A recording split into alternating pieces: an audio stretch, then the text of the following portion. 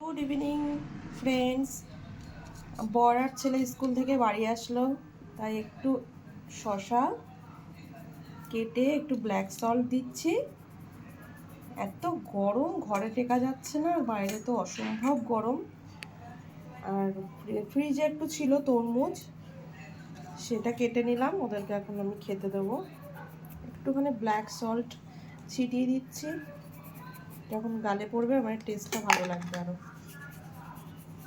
ছেলে এখন প্রজেক্ট করছে, তবে তরমুজটা একটু ঠান্ডা, তাই জন্য ছেলেকে এখন দেব না, একটু পরে খাবে, এখন শশাটা খাবে।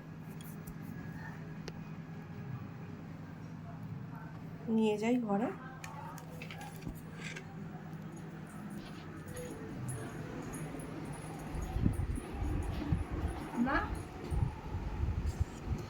কিভাবে লিখবো এখান থেকে শুরু করব? নাও তোমার জন্য শশা, তরমুজটা একটু পরে খাবে। এদিকে তাকে একটু হাই বলো। হাই। গরমে বিধ্বস্ত অবস্থা।